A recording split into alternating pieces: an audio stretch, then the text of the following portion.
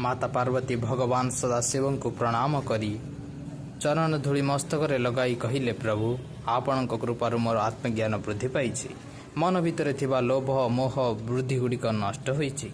मनुष्य आत्मज्ञान को भूली दुख कष्ट जीवन यापन करुछि। साधु सन्त तथा ज्ञानी माने बहुत कष्ट सह्य करी तपस्या करती, समाधि अवस्था ही आनंद अनुभव करती। समाधि समय एपरी आनंद लगे जहाँकि संसार समस्त संपत्ति और बड़ बड़ पदवी मिले मध्य सेपरी आनंद मिलिब नहीं। हे भगवान, दयाकरी गायत्री मंत्र विषय कहतु। भगवान सदाशिव प्रसन्न होई कहले, हे देवी पार्वती, तुम्हें ठीक कहीछ।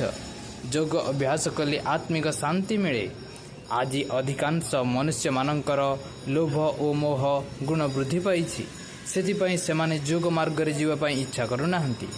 कथारे अछि, लोभी व्यक्ति आध्यात्मवादी होई पारे नहीं, केवल दानशील व्यक्ति ही योगी वा साधक होता है।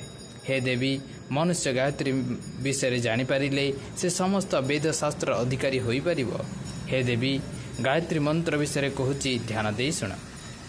भगवान सदाशिव कहिले, गायत्री मंत्र को आदि मंत्र, वेद मंत्र, महामंत्र और गुरु मंत्र कहा जाए। गायत्री मंत्र जप करी संसार समस्त साधु सन्त तथा महापुरुष माने गायत्री मंत्र जप करी आत्मबल प्राप्त करती। आत्मबल द्वारा आध्यात्मिक और भौतिक उभय प्रकार लाभ मिले। गायत्री मंत्र रे बहु शक्ति थिबारु याकु दैवी शक्ति मंत्र मध्य कहा जाए।